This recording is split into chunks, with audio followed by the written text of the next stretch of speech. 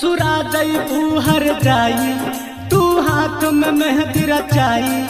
बिन तोहरा रह नहीं पाई कहीं तोहके हम मर जाई तू चल जइबू याद तोहराई हो दिलवा के कौन समझाई हो तू चल जइबू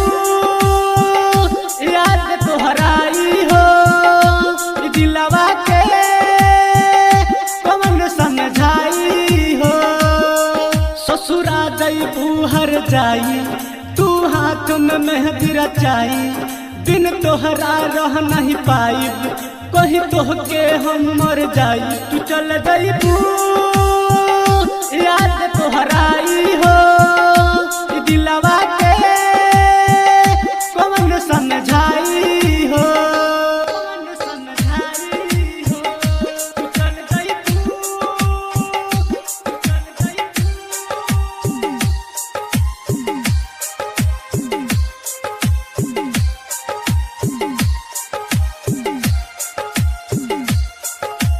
डीजे मनीष रक्सौल।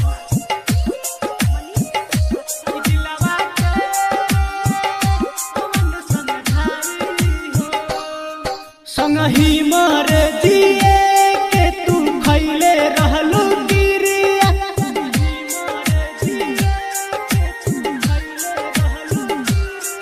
संगही मर दिए के तू खैले रहलू गिरिया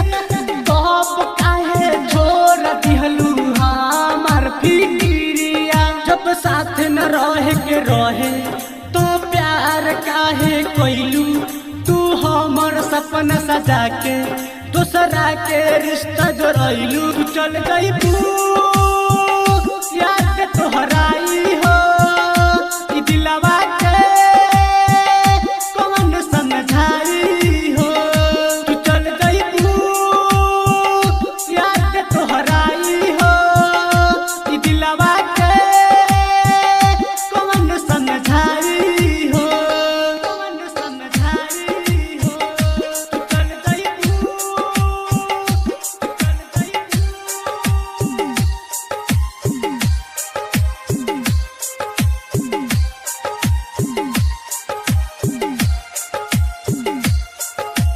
डीजे मनीष रक्सौल।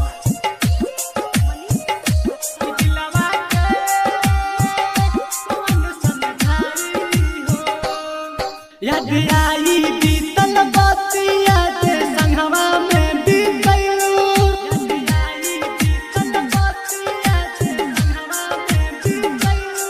याद आई बीतल बतिया जे संगवा में बीतलू जब रोशन राहुल के आपन बनैलू तू जहर कीन के लइहा अपना हाथे पी लइहा गवना होखे से पहले ई काम हमर कर जइहा तू चल जइबू याद तोहराई हो दिलवा के कौन समझाई हो तू चल जइबू याद तोहराई हो दिलवा के कौन समझाई हो। राधा रिकॉर्डिंग स्टूडियो कर्जा चौक देवा रोड मुजफ्फरपुर।